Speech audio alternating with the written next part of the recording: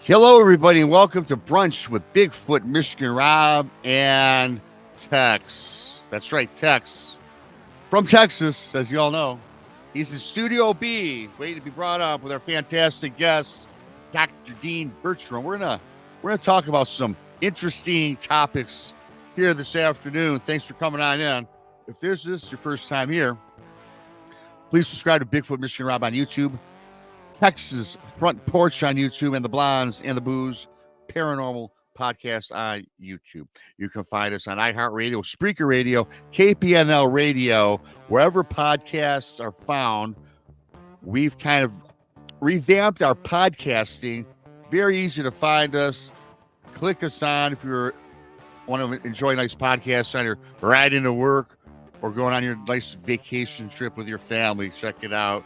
If you like what we provide for you, the super chat's open. It's a great way to help support what we do around here. Thank you so much in advance for that. Also, check out our about pages. You're going to find a schedule, everything that we have going on. And we've got a lot of different things going on throughout the week. And before we get into what we have going on throughout the week, because I find that the weekly schedule is ever evolving. But before I get into that, Tex, you did this thing here. I'm trying to put up the bit. Okay, I got.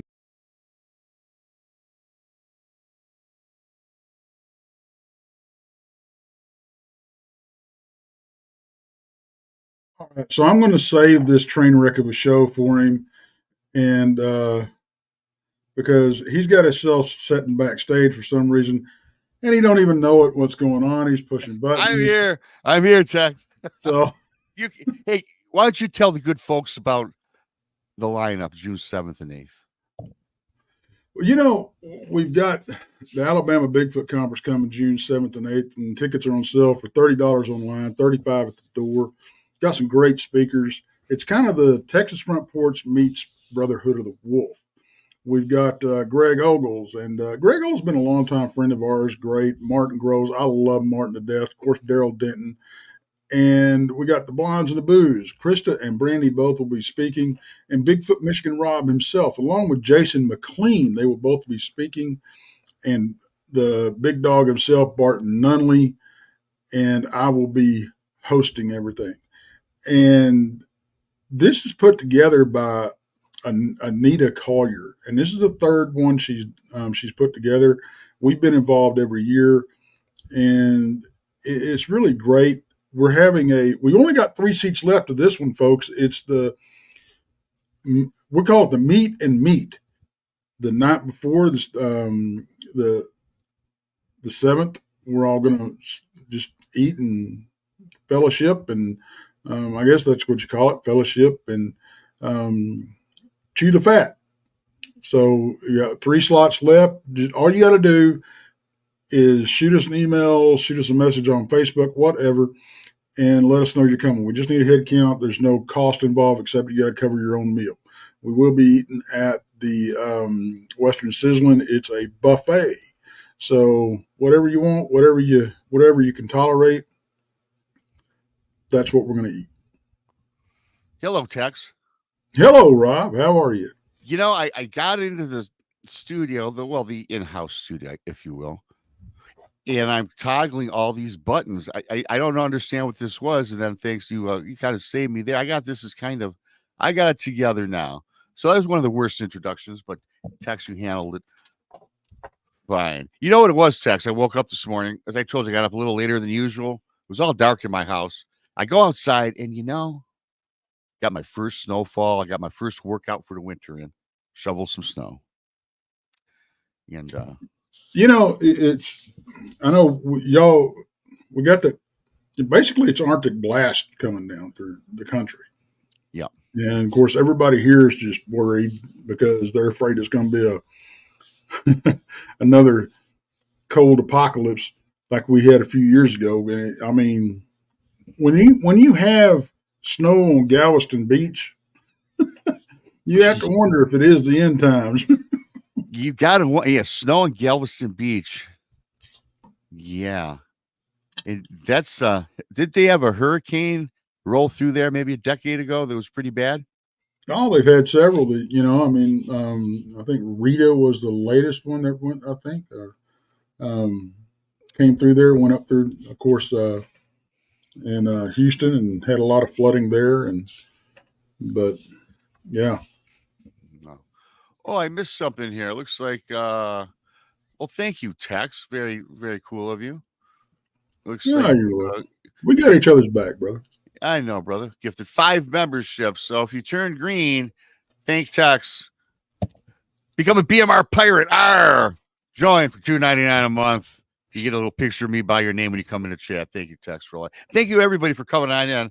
Yeah, I got a little rough start today, so hello to everybody. If I missed you, hello. And I'm sporting my I got my Michigan sweatshirt on because we are the national champions. That's over. Celebration's done. We got our alliance in the playoffs playing the Rams. Matthew Stafford and the Rams. Yes, Matthew Stafford, ex-Detroit line quarterback. Well, we're going to have to pound him, and we're not going to talk much about football. I know people are want to get this show going. We had a great guest, Dr. Dean Bertram, right, Tex? And he hails from Wisconsin. Well, he doesn't hail from Wisconsin. And you guys, he's from Australia, actually. And we're going to be talking a little bit about the Inner Earth and a project that he's been working on. And with that being said, I'm going to bring up Dr. Dean. Let's do it. Hey, hi, Dean. Hey, thanks so much for having me on, guys. It's great to talk to you both. It's been a while. Yeah, we were just talking backstage. It's always good to talk to you. And I think I was on maybe 8 months ago, and now you got Tex coming on your show in March, so that's good. Yeah, talking weird on the Untold Radio Network. That's a shameless plug. No, you can plug away. I just had on yesterday. Doug was on yesterday at my night show. That was so he got his plugs in. Doug Heidcheck, the captain of the ship over at the Untold Radio Network. Yeah, so he was on. That was a great show. Very fascinating man. Pretty smart guy. Doug's amazing. He's such a polymath. He's one of these guys who does everything. Like he's an inventor, and he also is into Bigfoot research. He leads probably the world in cryptozoological television and documentary. So yeah, you could just sit at the feet of and listen to for hours and hours and hours. Well, we were talking. We could have went 3 hours. Yeah, and it was quite something. He was a fantastic guest. And so with that being said, you must have heard me too. We're talking about the weather in Michigan. We don't jump right into it on this channel, Dean. We kind of BS about certain things. Oh, sure, Wisconsin, you got to have some weather there, or is it just Michigan? We finally did. It hasn't looked like winter. It was the weirdest thing. Apparently, about 15 years ago, the same thing happened here, but I didn't live here yet, 15 or 20 years ago. So not to have snow that stuck all the way through December. We had some, and there was a melt. But Christmas, it would look like it was spring or the fall here. It was the weirdest thing. We always get serious white Christmases here, and finally, a couple days, in fact, yesterday and the day before, snow started to fall. Now it looks like winter outside my yard for the first time this year. And you're in southern Wisconsin, you were saying? Central, slightly northern Wisconsin here in the North Woods here. It's a beautiful part of the world. I live in a very rural area in a cabin, literally in the woods, but not to have that kind of Christmas display like I'm used to, where the snow blankets my property. And my mother, God bless her, was visiting this Christmas. And of course, if you're visiting from Australia to the northern climes, what do you want? You want a white Christmas, and so there was no white Christmas for her, unfortunately. We had no white Christmas. We had 42 degrees and rain. That's what we had. That was very much the same here. That sounds like a Texas Christmas. Yeah. Well, I'll be honest with you, Tex. I haven't had a white Christmas here since I was a kid. I mean, I always bitch about the weather. We really have pretty good winters in Michigan lately. I mean, I think I physically had to shovel snow once where I really had to remove it, because if we get 2 or 3 inches, next morning it's melted because it gets 38, 40 degrees. It doesn't stick around very long. And I used to, as a kid, we could make igloos, literally. Well, we've got it's going to hit us. It looks like Sunday, and it's going to drop down. Of course, 20-mile-an-hour winds with a slight chance of snow. It's going to get down to 11, and then Monday around 10, and then by Tuesday or by Wednesday it's going to jump up above about 46. So, Yeah, it's and again, but it also the weather across the United States, North America, it's just everything's upside down these days. I mean, yeah. but enough of the weather. We got a fantastic guest. We've got a great topic that Dr. Dean suggested to me a couple of weeks ago when I first got in touch with him about something he's been working on or has a lot of interest in the shaver mystery. And it's also for me when I got out of it, inner earth type of things. I titled the show Underground Realms, Inner Earth, things like that. But this is a little bit different. And I'll let Dean take it away. And Dean, you're on mute if you want to tell everybody once again another shameless plug for yourself, and we get rolling. Sure, no, I'd intentionally muted myself so you wouldn't hear me deep breathing in the background like some stalker phone caller.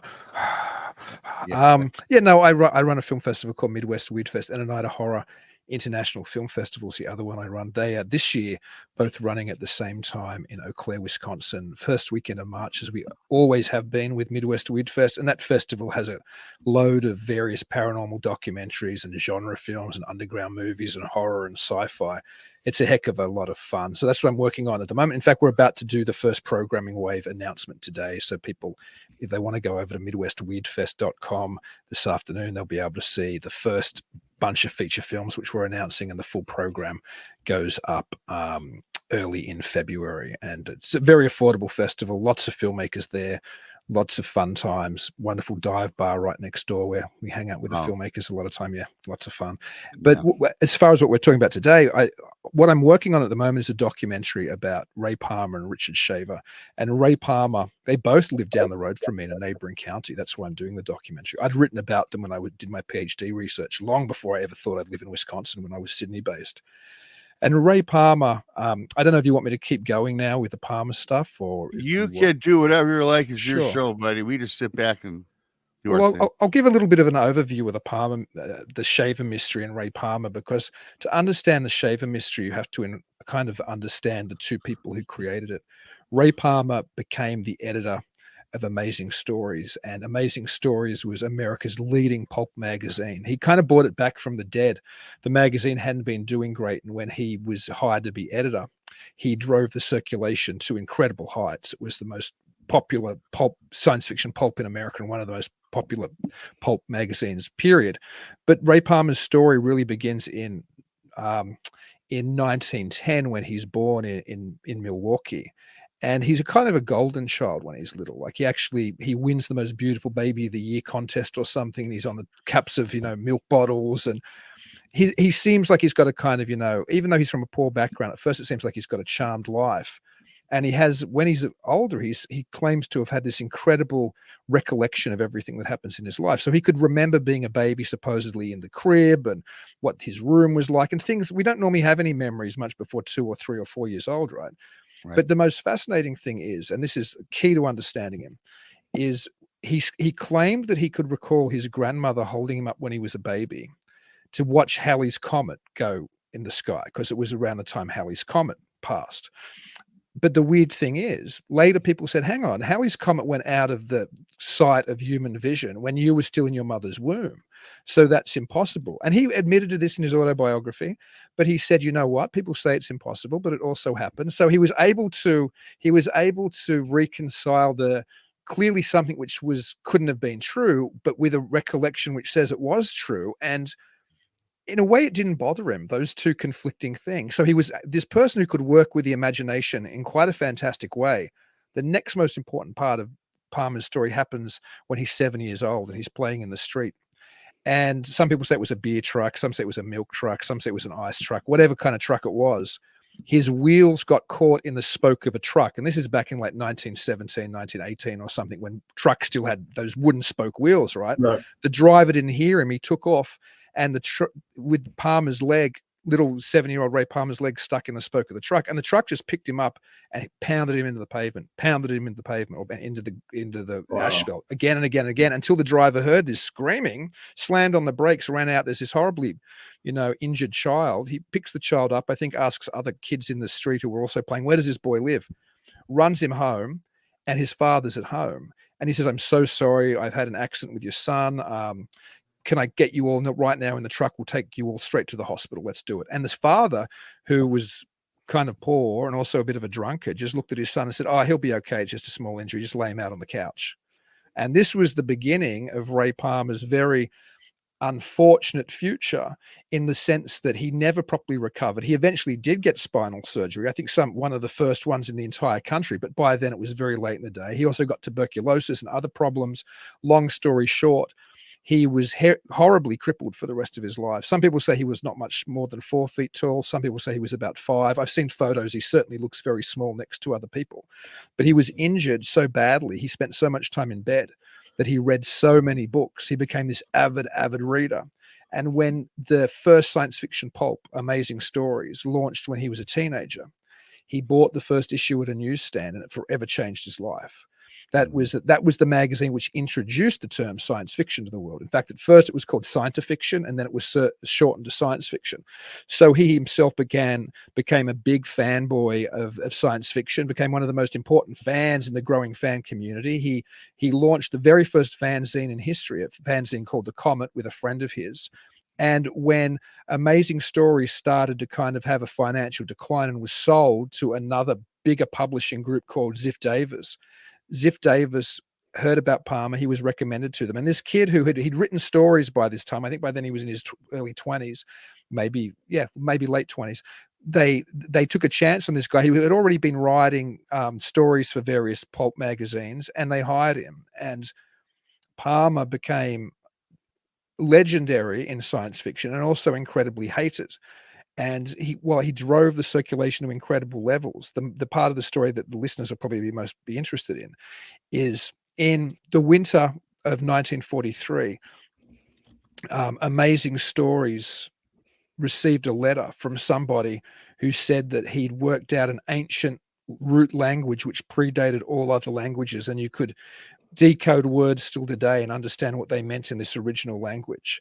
And an assistant editor of Palmer's, Howard Brown, was reading the letter, and he's saying, "This is just a nut job. Listen to what this guy says. He's got all these, he says that A means this and B means that, and you can understand English language, and this is this pre-diluvial Atlantean language," and he screwed it up and he threw it in the trash bin. Palmer was listening, went and pulled the letter out, and he said, "Print the whole thing in the next issue."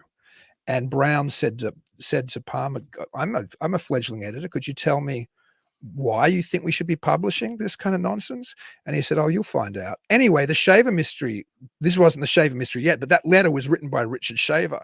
And it had an incredible reaction from fans. Lots of people wrote in and were experimenting with the language. Some people were saying it was total nonsense. But Palmer knew he was onto a good thing. Shaver soon sent him another manuscript called The Warning to Future Man, which described this antediluvian society which had gone underground when the rays from the sun became poisonous. And while most of the giants, the Atlans and the Titans, left this planet aboard spaceships to outer space, the people that were left behind, that he called abandoneros, went into the caverns to escape the poisonous rays of the sun, and they had access to all this incredible machinery left behind by the elder races. And one group of these people, called the Deros, which was a shortening for detrimental robots, it didn't mean they were actually robots. It meant they were guided by one wicked principle, which was to cause suffering and pain.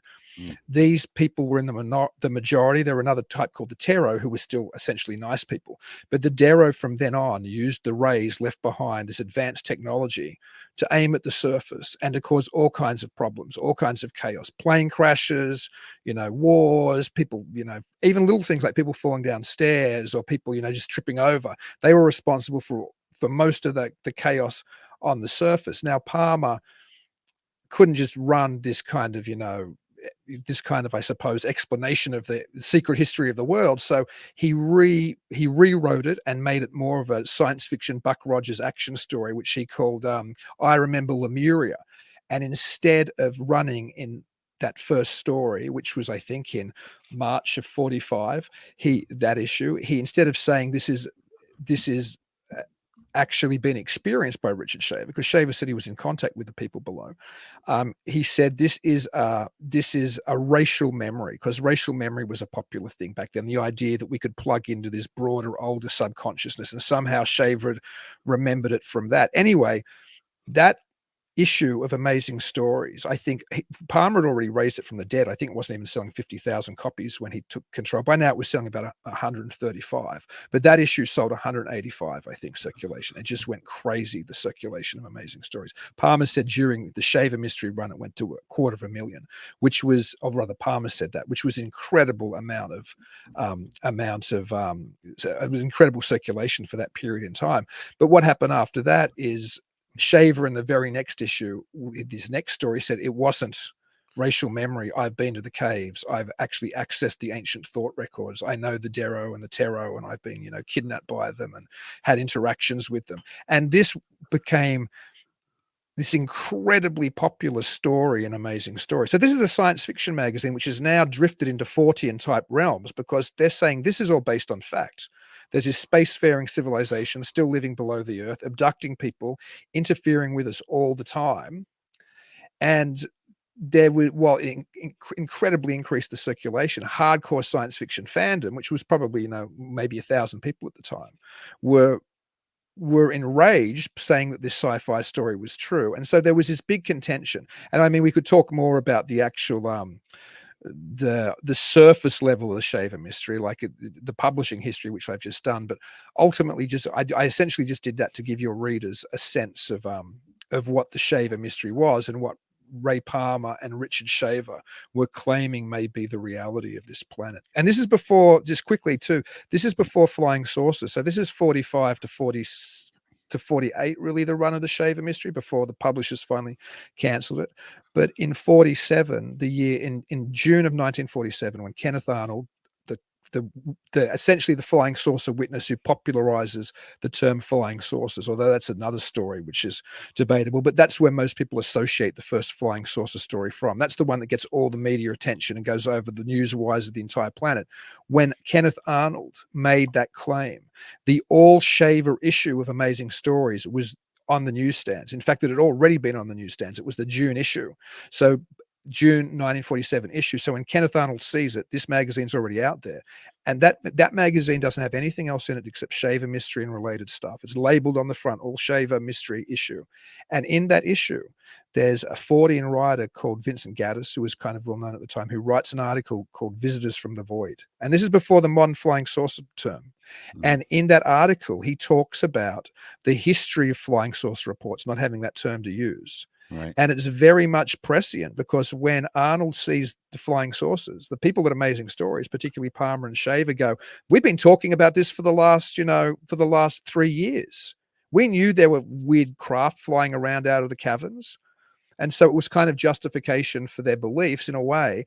And then Ray Palmer goes on to be the most significant popularizer of flying saucers going forward. He launches a magazine called Fate Magazine, which is still available today. He later launches another magazine called that's a Dero you put on the screen there for the people watching at home. That's the most popular picture of the Dero. It's actually, I think it's from the All Shaver issue I was just talking about, with a long elephantine type nose, a fat body.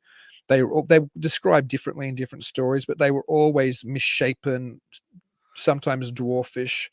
The rays supposedly from the machines they used to torment the surface, or the pollution from those machines when they hadn't been serviced properly, caused them to be stunted. That's the issue of Amazing Stories. I think it's the March 45 issue where the Shaver Mystery is properly launched with I Remember Lemuria. The girl, I suppose, is meant to be a Tero, one of the good people. The green thing in the glass prison is probably meant to be a Dero, one of the evil people below the surface. Wow. I never heard that. Hey, Tex? I'm personally, that's... I've heard of Deros. Brenton Stalin used to talk a lot about the Deros. God rest his soul. But it's not something I've really never gotten into. I knew what they looked like. I knew they came from like inner earth and that type of thing, but that's about as far as my knowledge went.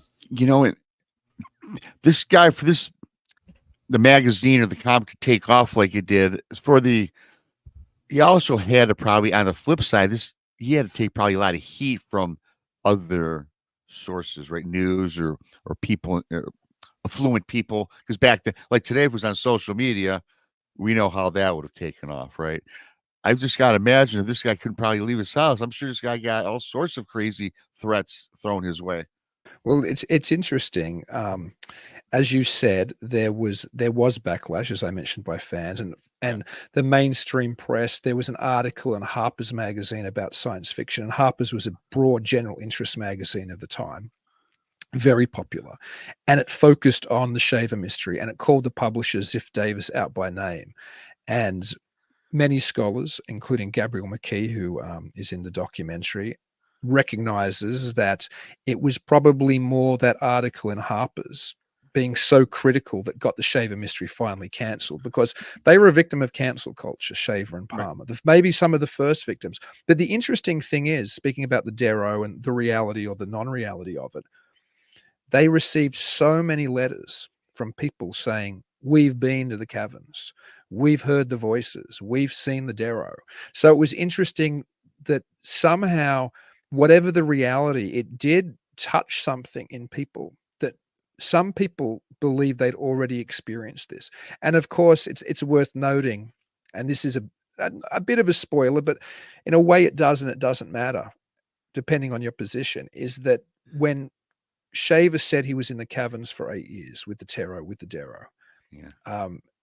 He was actually spent much of that time in mental institutions. He may have had schizophrenia, and he may have hallucinated much of this. What Shaver said is, no, somehow he knows he was in the caverns during this time. Palmer said that he thought it might have been a spiritual experience. Palmer got interested in a kind of a New Age Bible written in the 19th century called a Waspy, and it talked about various levels of entities that interacted with us. Mm-hmm. And Palmer, who took that approach, thought Shaver, when he was institutionalized, may have been whisked away somehow psychically to these places and had these kind of experiences.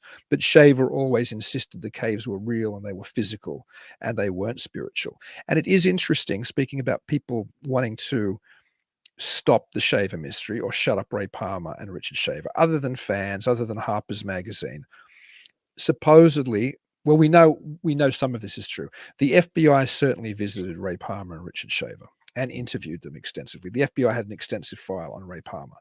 And when the flying saucer mystery first launched, in 1947, there's an FBI memo from investigating agents who said, this whole flying saucer thing might be the invention of Ray Palmer and Richard Shaver to help publicize their stories. So there were people even then who were very cognizant of the influence that Shaver and Palmer and the Shaver mystery had on kind of nascent UFO belief. So it's difficult to tell. And later Palmer was investigated by the FBI for other reasons, a number of reasons.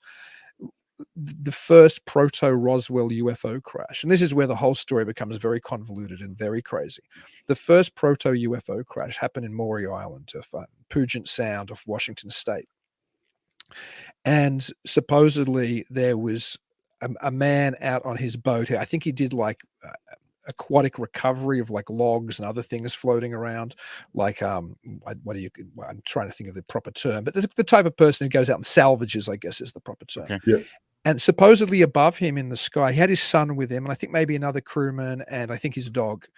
And above him in the sky, they saw these 6 donut-shaped craft. So they were kind of round like saucers, but there was a hole in the middle, so they were more like donuts. And one of them was in trouble. And this is, I think, in early June of 1947, so supposedly even before Kenneth Arnold has his sighting. And one of them's in trouble, and it's wobbling above the boat, and it starts spraying out like molten metal out of the craft, supposedly.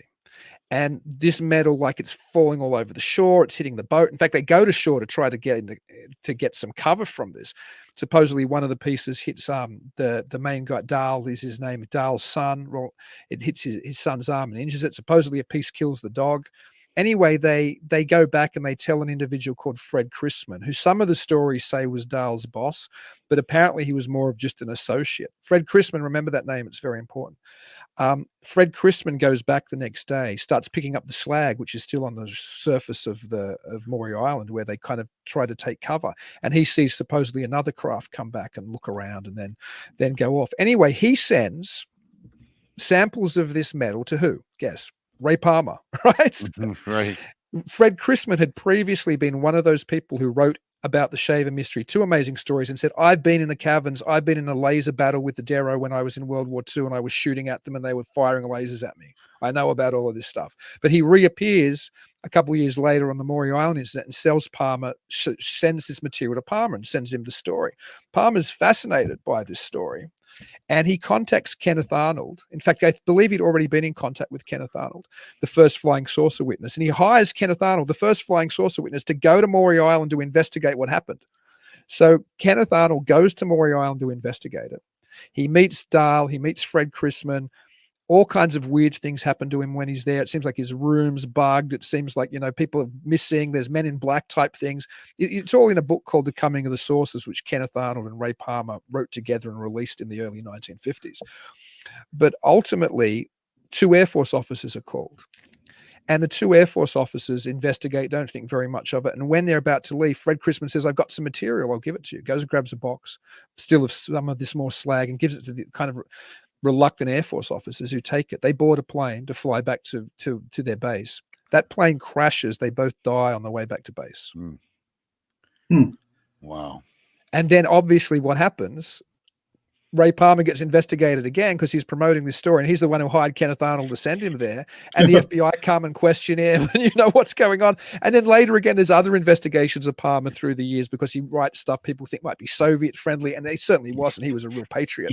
But he was said, on top of everybody's list. Yeah, he was on top of everybody's list. Absolutely. And walking out his front door, he's investigating. Absolutely. Well, he saw things out down the road from me where he lived in Amherst. He supposedly saw craft. In fact, I was talking to somebody. I was shooting some of the documentary in a cafe the other day, which was the cafe Ray Palmer, when he lived in Amherst, would go to every morning. He had a mail order business, so he'd always be posting letters and posting magazines and getting letters. So he went to every morning. He'd go to the post office, but on the way he'd stop at a cafe called Fleming's, which sadly just closed on December 31st. So I was madly there beforehand, just shooting it because it was still owned by the family of the original woman, Catherine Flemings, and the daughter of her daughter, who still worked at that cafe because now it was owned by Catherine Fleming's granddaughter. She knew Ray Palmer and remembered him coming in. But I was there and I talked to the current owner, was introducing me to some other people who were sitting there drinking coffee. It wasn't even light outside yet. It was so early. I talked to one gentleman who used to live next door to one of Palmer's places of business in Amherst, and he says, and I've heard this story a couple times now. He said that legend had it that Ray Palmer had recovered pieces from a flying saucer that went down near him, and he kept them in his barn.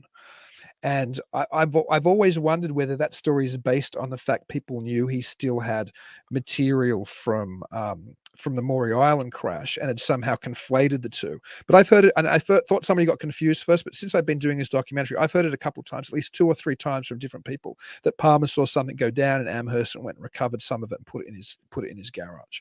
So, I want to ask you, if we circle back just for a moment, we're talking about Shaver and having a mental illness or whatever he was diagnosed with, if anything. Do you think that he went crazy or got this because of all this rummaging around in inner earth, underground with the Darrow? You think that drove him mentally insane, or it's something that he inherited from genetically? Yeah, that's a very good question. Shaver's mental illness seems to begin when his brother, who he was very close to, who was also a writer, died, his older brother. And it hit Shaver very hard. And I think he went on an incredible drunken binge and was supposedly got heat stroke and got some issues then. But when his voices started, oh, by the way, even then he thought something demonic had killed his brother. He was sure a demon called Max, who later became a Darrow when he worked out what was happening, had killed his brother and was now haunting him. But he first started hearing the voices supposedly proper when he was working in a Ford plant in Michigan, when he would fire up his welding gun. He could hear voices. And at first he could just hear the voices supposedly of his co-workers. Like he'd hear somebody over here thinking about, how he was having trouble with a job, or somebody over here thinking about a date he wanted to go on, whatever the situation. But eventually he started hearing voices which seemed to be coming from elsewhere, voices which were influencing people on the surface, and voices which seemed to be conducting some terrible torture on some victim below the earth. And he said when these voices became conscious that he could hear them, then they started to aim their kind of aggression or their evil rays at him, and continued to haunt him. For a long time, he moved around. Like, he traveled around for a long time legitimately, supposedly trying to escape the voices. And he thought if he moved, they couldn't keep up with him. But eventually he was institutionalized. It's a very sad story. When he was institutionalized, his wife of the time, they had a baby together. His wife had a freak accident and died in the bathtub. Of course, Shaver would have thought that was also the Darrow. And his daughter was taken away from him by his wife's parents, essentially her grandparents, and he never saw his daughter. They didn't want her to have anything to do with Shaver, and supposedly he'd sent her copies of amazing stories later when he had the cover story again and again, and they just would put them aside and not let her have them. And she went to find him after she went to Amherst, but it was after Shaver was dead. She tried to track him down and spoke, I believe, to the Palmer family that was still there, and so it's a very sad story. But what triggered his mental illness? That's a good question. I don't know. Question for you. I saw a movie, and it's kind of a dark horse of a movie. It's not real popular, I don't think. Sure. I absolutely loved it. And it's kind of reminiscent of this topic a while. And it's called Digging Up the Marrow. Oh, I don't know if I've ever seen that. Oh, it's a great movie. Great movie. If you get a chance, look it up. It was made like 2014. Okay. And these people are making a documentary about this guy that claims that he can prove that monsters are real and they come up out of the earth. That is fascinating. Wow. Yeah. So look that up. It's called Digging Up the Marrow. I will. Hopefully it's on a streaming service and I can see it somewhere. But I think that's a good point. I think the influence of Shaver and Palmer on so much that we have today, including a lot of UFO belief, whenever you hear a story about like, Green Berets battling gray extraterrestrials below New Mexico, the base there, that sounds like something straight out of the Shaver mystery, for example. Lots of this inner Earth legends today. Well, Shaver wasn't the first person. Shaver and Palmer weren't the first person to position this type of stories. I mean, it was in Edgar Rice Burroughs' science fiction. It was in H.P. Lovecraft. It had been a constant throughout folkloric traditions, whether it's biblical ideas of, Hades or Sheol, anything above the ground, whether it's the Greek myths, of course, as well have Hades, whether it's fairy faith and fairy traditions about things that live under the earth. It's been a constant with us. In fact, there's some wonderful books on the history of I'm trying to think of the one specific, I forget the title now, but there's one wonderful book which really traces these belief systems, and it talks about the Shaver mystery as well. So the Shaver mystery, again, whether it's real or not, it certainly rings true with an awful lot of people. There's something about the idea of an older, separate humanoid race living side by side with us and interfering with us, which has been a constant. Like today, I think a lot of people who believe in UFOs like to look back at strange encounters with other beings in the past as being, oh, that was just extraterrestrials and our ancestors misinterpreted it. And yes, there were stories about beings coming down from the heavens in various folklores and cultures. But what was more prevalent is something lived next to us in a mountain or in a cave or below the ground, or that was very prevalent throughout all of culture. So there is some, I don't think the Shaver mystery can just be dismissed as a total modern fabrication, because it pushes too many older belief systems and older cultural buttons. So somehow it regardless of the complete reality of the Shaver mystery, I still think it's worth looking at and worth talking about. Well, and of course, there's the theory that's where Sasquatch lives. That they live underground. It's interesting you should say that. There's a wonderful site called shavertron.com, which is run by Richard Toronto, who's written the premier books on Richard Shaver and Ray Palmer, a book called The War Over Lemuria, which I would encourage everybody to read, the Shaver Mystery Home Companion, and 2 books on Shaver's rock art, which we can get to as well in a minute, because that ties in with a lot of ancient extraterrestrial kind of ideas. And somebody says that Digging Up the Marrow first aired in 2014. Freaky geek, thank you for that. I'm going to check that out. But yeah, I mean, it really is. It's a fascinating topic, and it's a topic which, as I said, still travels through all kinds of belief systems. Well, I mean, it even goes back. We had a show the other day with Monica Rollins, and we were talking about the Fae, and it rings back for thousands of years, like you were saying. I mean, look at it in Icelandic. Icelandic people, they build their highways around certain rock structures because they believe that's where the elves are living. Exactly. And it's interesting that it's taken so seriously in places like that. Ireland still takes it in some areas seriously. I lost my train of thought a minute ago when I read Freaky Geek's comment. But what I was about to say about the Shavertron site, which anybody can go to, is there's a letter in there which was sent to Richard Toronto by somebody who used to supposedly know Richard Shaver, and his version of the Darrow that he describes in that letter, and supposedly he had contact with them, sounded like Sasquatches. Now, that isn't what they sound like in the Shaver writings, but in this person's writings, they were hairy, big, smelly, kind of very Bigfoot sounding creatures. And supposedly in this letter, again, if you scroll through the Shavertron stuff, it's all fascinating. You'll find it. It talked about them having long tunnels and caverns that they would go into under the earth and travel along, and they'd be able to come up here and then go underground and then come up over here again. You know what I love about this? Me and Tex talk about this all the time with certain guests when we talk folklore and myths of the past. And Tex is probably kind of with me on this a little bit. There's truth behind all sorts of folklore and mythology, in my opinion. I mean, not everything is obviously a fact, nothing is, but these stories start from somewhere, right? And just talking about what we're talking about right now, yeah, there's I bet a lot of this happened and went on. I really have to. And it's really, was he the man that coined the flying saucer, or was that just how did that? Yeah. Well, it's a long story. There's a wonderful book which just came out by Chris Orbeck called Sources, and it introduces. People should read this book as social history. It's fascinating. Supposedly, this is something you guys will both like, because I think you both shoot. I know I do.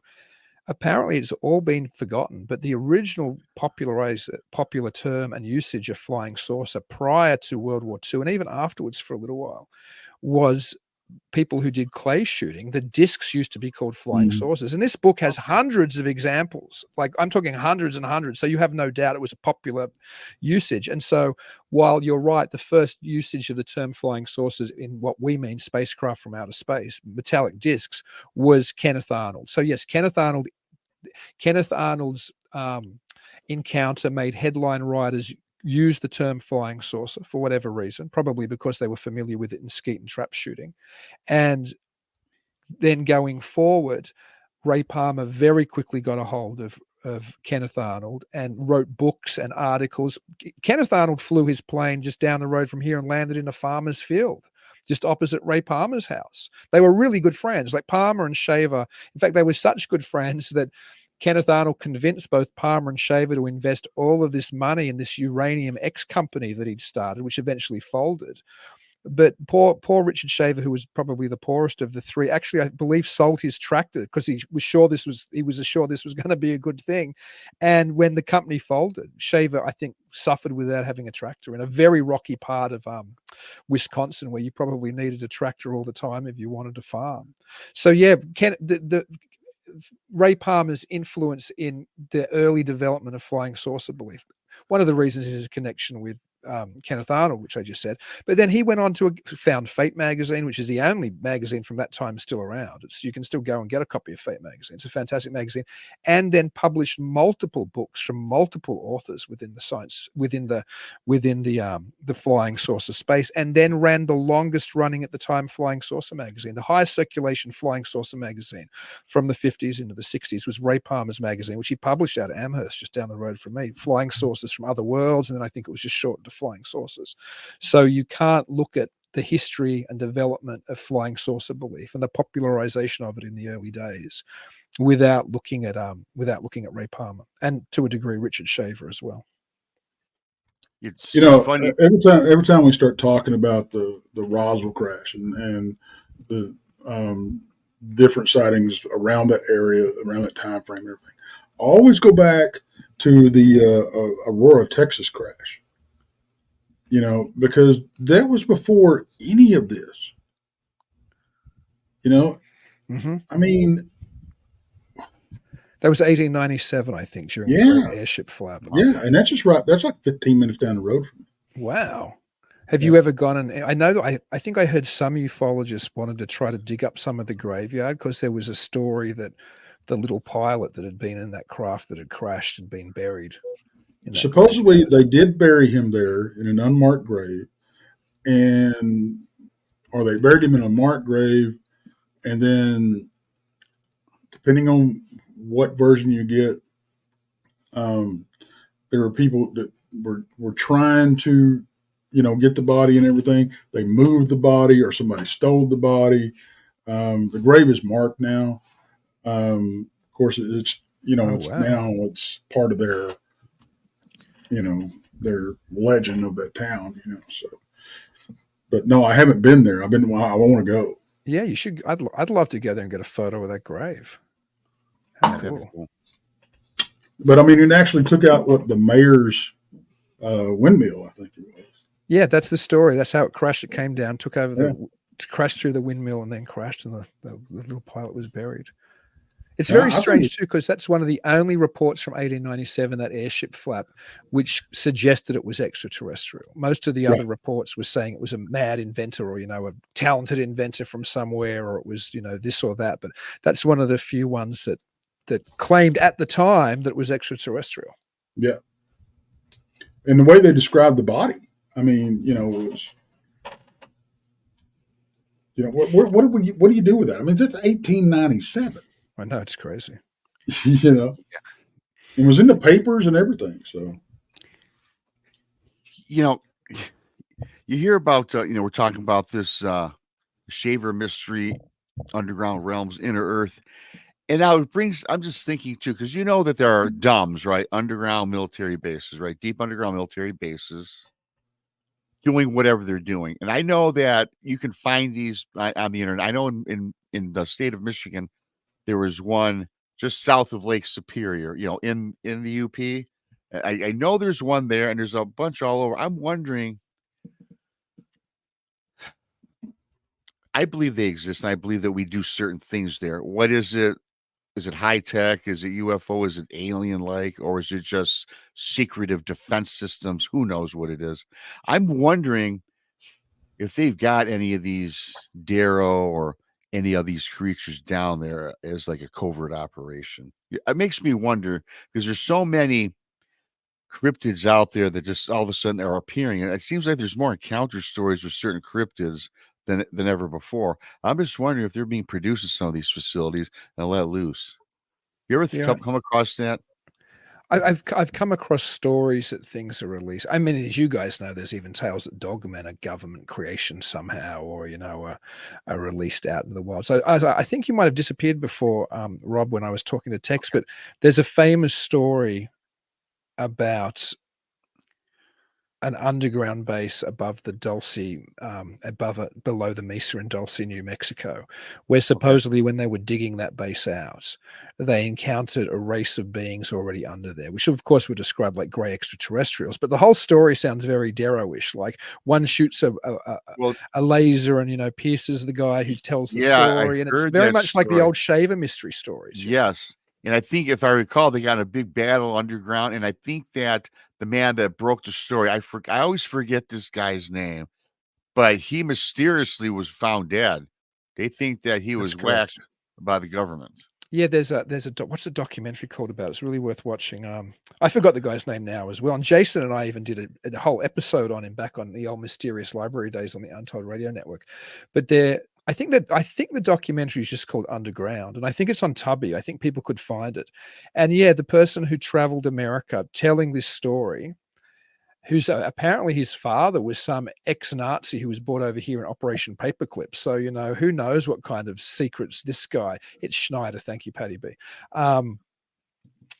But Schneider tells the story that he went down into when they were drilling, there was some problem with the drill, and then he was lowered down, and I think a Green Beret went with him, and there were these 3 grayish extraterrestrials, one I think taller than the others, and I think he pulled out his gun. He had a handgun. It's a Walther PPK, which seems like a strange sidearm to have. But anyway, he supposedly drew his sidearm and shot one or more of the beings. And then one of them fired some array at him, which supposedly cut his belly open. And then the Green Beret with him jumped forward and I think blew away with whatever, probably, rifle he was carrying, blew away the final being, and up they went in the elevator. But yeah, Schneider in I think the mid to late 90s traveled the country for a couple of years, speaking at everything from UFO conventions to what were then, I guess, prepper movement kind of conventions. I think then it was called survivalism.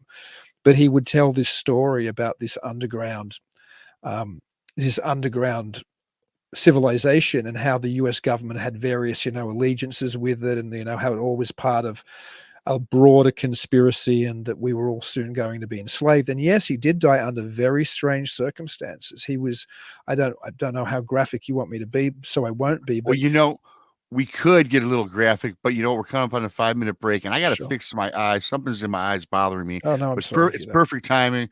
Everybody, don't go anywhere. We'll be back in 5 minutes. Taking our break. We got Dr. Dean with us, the Shaver Mystery and others, Underground Realms, Inner Earth. We'll be back 5 minutes.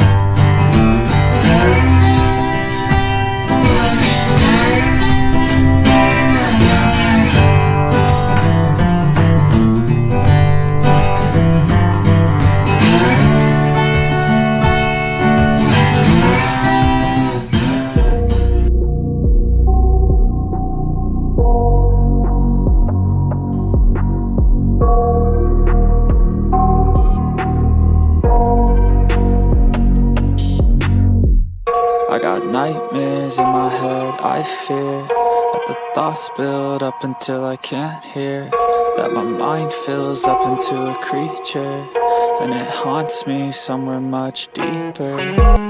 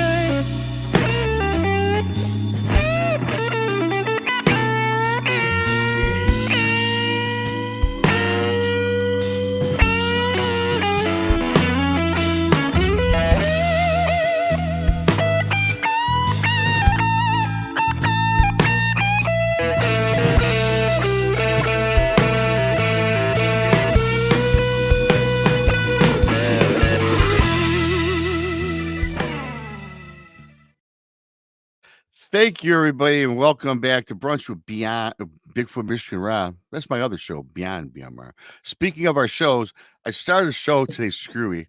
I hit all the wrong buttons, so I know we just had the advertisement up there, but Mondays is Texas Front Porch. Now, this schedule is subject to change, everybody. Adding a couple new shows across the platforms. Mondays is Texas Front Porch. So, which reminds me, everybody turn on your alert bells till we get the schedule ironed out and put out for you guys. Texas Front Porch, Monday, 8 Central. Tuesdays, Beyond BMR, 8 Central. Wednesdays is the Diva Dimension on Texas Front Porch. That's right now 9 Central, subject to change the time there. Brunch with Bigfoot, Michigan Rob. And Tex is going back on that shift, and I don't know who's going to be joining me as my sidekick. I'll have to find out. That's going to be a mystery, everybody. But that's Thursdays, 12 Central. The Blondes, the Booze, the Paranormal Podcast. Please subscribe to them. They're on Thursday nights, 8 Central. And if you need more Woo with the Booze, they're back on Friday, 8 Central.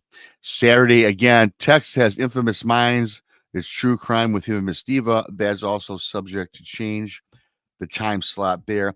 Randy and Brandy, they've got a show coming out called Truth or Tinfoil. They dropped a show, I think, last week. It was pretty cool. Go check them out.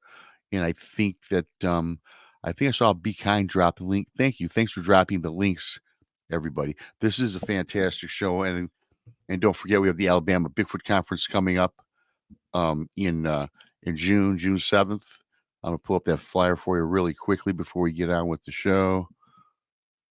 There it is, June 7th and 8th, 2024, speaker line. Well, Tex Wesson is the master of ceremonies. Bart Nunnally, Daryl Denton, the Blondes and the Booze, Jason McLean, Greg Ogles, Martin Groves, Bigfoot, Michigan Rob, of course, myself. Tickets, $30 online, $35 at the door. If you get a chance, I love these events. I've been to a couple. It's awesome for me. I get to meet a lot of you folks that end up turning out. It's just great to put faces behind people in chat and meet a lot of other great speakers, very knowledgeable in all the subject matter. So, I suggest everybody you go check that out. And I'm going to bring up Dr. Dean and Mr. Tex. Tex is off taking care of business. There he is. Hi, Tex. And Tex, I was just making mention. You're going to be taking a sabbatical as my sidekick. Going to miss you on that. That's work schedule. I wish I was your boss so I could have it worked out in a perfect world. Right, Tex? I tell you what, everything's been in flux here the last, year and a half. I know. It's just crazy. But It is what it is. I Got to know. roll with the punches, got to pay the bills. Like they say, life goes on, but you know what? We always make it happen. It all works out, usually for the best. You got to look at it that way for the new year, anyways. Yeah. And great guest. Thanks. The Shaver Mystery with Dr. Dean Bertram. You can find him on Untold Radio AM or Talking Weird, I think is your show. Is that correct, Dean? That's correct. I think you ought to sweet talk Dean into being your co-host on the show. Hey, I need some intellectual up here with me. That's for sure. I could never replace Tex. I don't know how you're going to do that. Yeah. We're all interchangeable. Yeah. Everybody's got a certain set of skills they believe they bring to all the shows, that's why our shows are awesome. They're variety. Everybody's got opinions, different thought processes. And that's what makes all of our shows work. Front Porch, Rob, the girls, Randy's coming out, the tinfoil guy, I mean, who'd have thought he'd drop a show? For everybody who don't know, it's Randy Gilbert, our tech wizard behind the scenes. And, so I think we were finishing up with, I think that was Phil Schneider or John Schneider. Phil Schneider, yeah.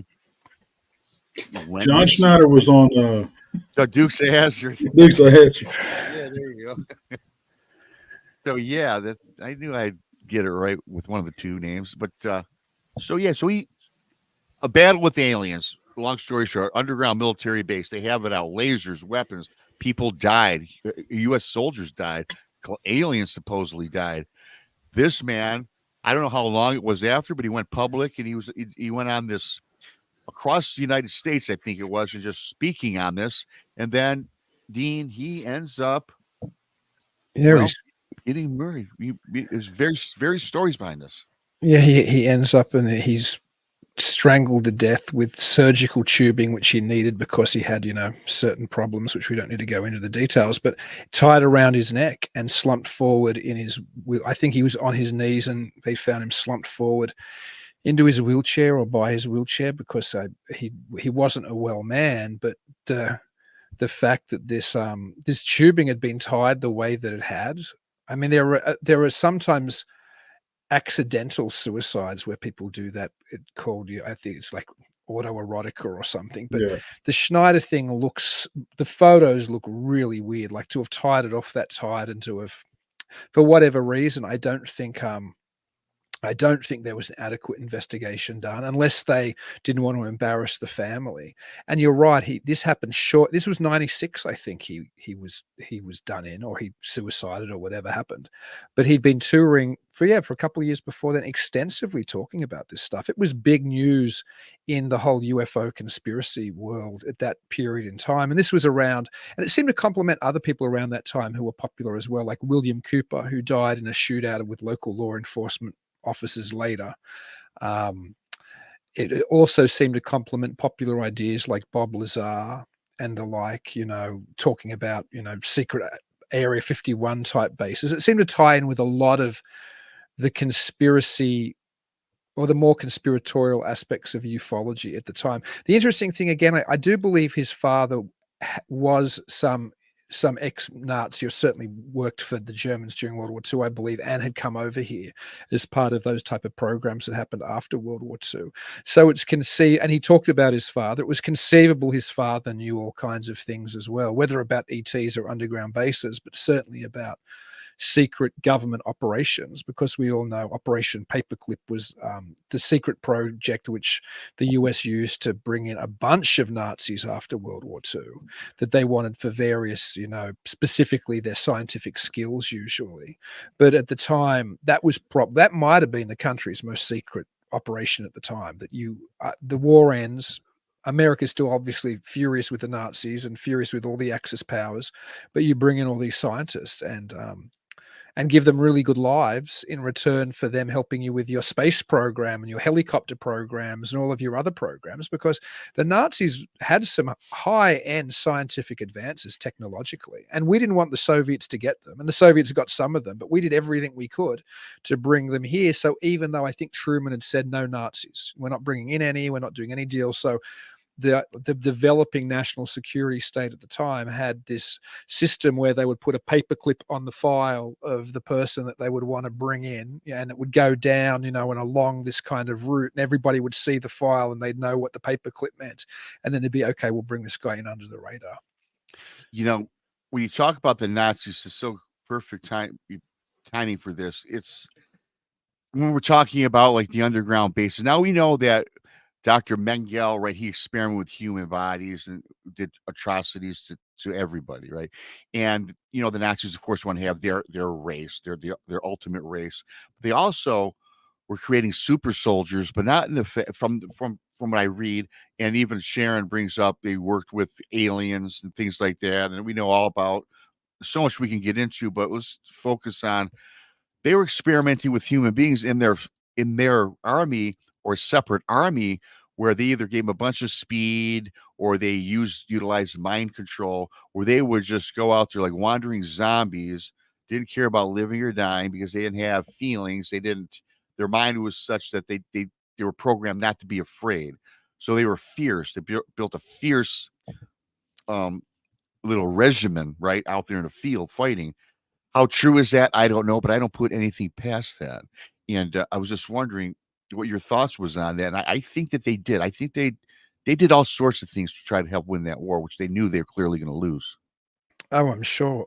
What might be worth mentioning here quickly is the Nazi connection with Hollow Earth belief and Inner Earth theory belief. Yeah, well, there you go.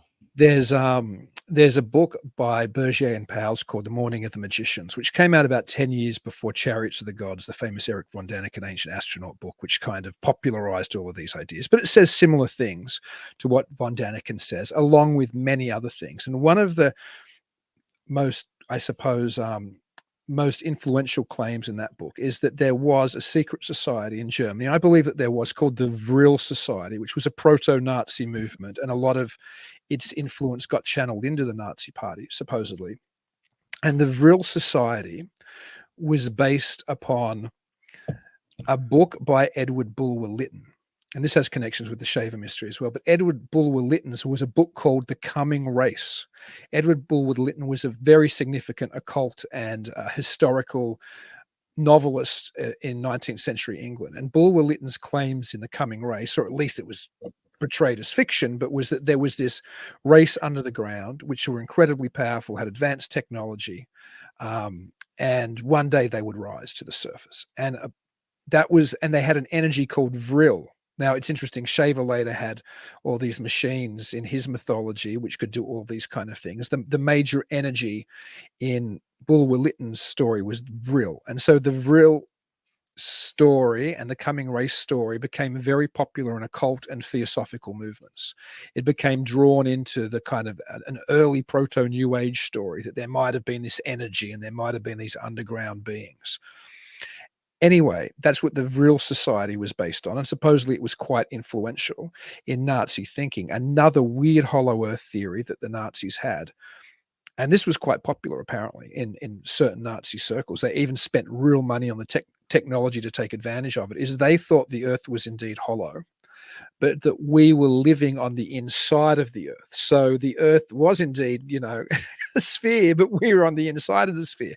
They took this so seriously, supposedly, that and the Nazis threw all kinds of money at all kinds of occult ideas, because there's been vast amounts of books written on the occult connections to Nazism, but they were trying to develop a type of, I guess, radar type system, but that if this was the real globe and you were here and you thought the British fleet was over here, you couldn't see them. But if it was the Nazi globe, it was the other way around, right? So you were inside, so you were here and the British fleet was here. So they were developing systems to shoot upwards, what is upwards on our Earth, which would be inwards if the Earth was the other way around, and point towards where they thought these things were. Supposedly that's a true story. So they had a number of fascinating and just bizarre ideas. So, but yeah, the Bulwer-Lytton, The Coming Race, and Vril was all part of that as well. Since we're on the subject, I might as well ask you this. We've all heard this story before. Do you think there was agreement between our world leaders and aliens back during the war? I personally don't. What I do think is that a lot of these type of stories do wonders to provide spin for real things that we were doing, like Operation Paperclip. There's a theory out there by, I think it's most popularized in a book by Nick Redfern called Body Snatchers in the Desert, is that what was really recovered at Roswell was probably Nazi technology that we were working on post World War II with the type of Operation Paperclips guys that we were already talking about, and that potentially the pilots or the people recovered in that crash were essentially victims of a type of experiment, and they may very well have had a number of genetic diseases or disorders that would make when somebody looked at them think this isn't a normal human. That's kind of what Redfern posits in that book. So I'm not sure if I think that you need that as an explanation for Roswell. I think there are other ones, but it's a reasonable explanation, and I do think that you can obfuscate, or the military and the powers that be, regardless of the reality of the UFO phenomenon, have been able to use stories about that to cover genuine secret dealings, like later Operation Paperclip, like Area 51, which was, this top secret, and still is this top secret base where they're testing all kinds of state-of-the-art machines, doing all kinds of weird, essentially illegal things. Like there was this big scandalous case about them doing open pit burning out there, and like the workers getting really sick from it. This was a real story, but whenever anybody hears Area 51, what do you think of? Bob Lazar, retrieved sources, back engineered, craft. But what great cover, in a way, to have this story. It's not that they even had to invent it, they just had to let it spin. If anybody's in the desert near Area 51, I was out there when I was doing my PhD research. It was a lot of fun going out to the night to look up to see if you could see anything off of the extraterrestrial highway. Of course I didn't, but I know some people have. But if you're seeing regular test flights out of there, like Bob Lazar could take people to see, supposedly, or if anybody sees anything weird, it's kind of like a good cover for what might be our own just advanced technology. Oh, they're just seeing UFOs, boys. And the media then didn't take it seriously. Now they do a little more. But back in the 90s and the late 80s, when Lazar was making this claim, what wonderful cover to have all the UFO nuts going, they're flying saucers out of Area 51. Well, really, they're testing, advanced stealth aircraft and things even generations ahead of that. And we can use the UFO as something to muddy the waters. And to be honest, I think, and I can't prove it, and this is just me totally theorizing, I think the UAP videos, which were leaked in 2017 and became so incredibly popular that everybody's seen now, from the Nimitz fighter group and the Air Force pilots who capture, or the Air Force pilot who captured those videos.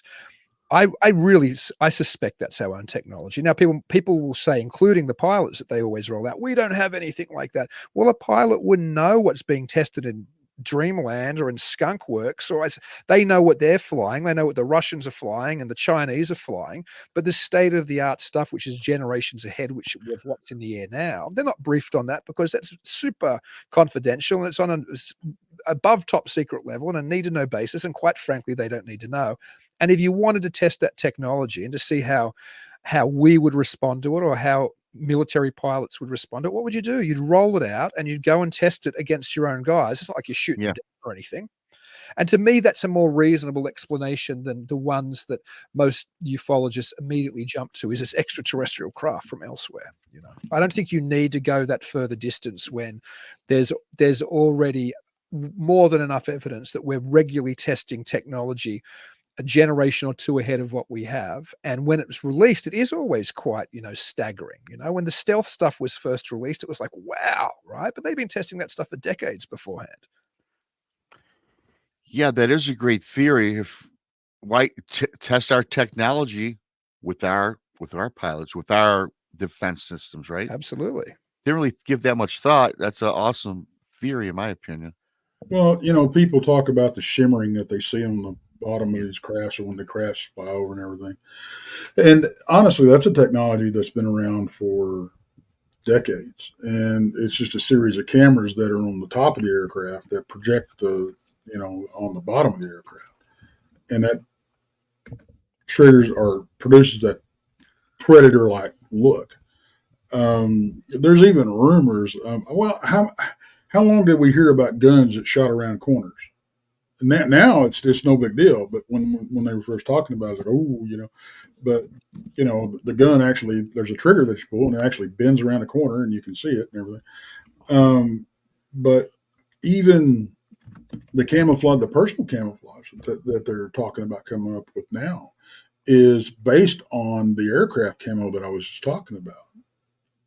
So that's going to produce that predator-like look. And I have to wonder if that's maybe what some people are seeing when they see these predator-like beings that they claim, and stuff like that. But you're right. I mean, it's Well, it's whatever we hear about. When they come public with it or we start hearing about it, they've been working on it for decades. well, what's interesting and what I think feeds into the type of theory that I'm putting forward is there was a piece written in, I don't know, the mid 90s to the late 90s by by an historian of the CIA, like somebody employed by the CIA to keep their records. And it was an officially released document. You could probably dig it up online. I used to have a copy back when I was doing my dissertation. It wasn't hard to find. And he said in that, and because he had full access to the records, and he was obviously allowed to say this, he said that in the 60s, and maybe even in the late 50s, or maybe throughout the 50s, actually, he said that we, meaning the CIA, knew that something like 60% of reported flying saucers in America could be traced to tests of things like the U-2, which we hadn't made public yet. And that was good for us, because it's better that somebody comes out and says, we saw a flying saucer, than we saw a state-of-the-art government spy plane. What do you want being out there in the newspapers if you're the national defense agencies of this country? You obviously want, we saw a flying saucer. Yeah, and honestly, I think anytime, but especially back then when these rumors of these flying saucers and everything started coming out, and everybody was talking about it. I think it's human nature. We automatically assume that our enemies are dumber than we are,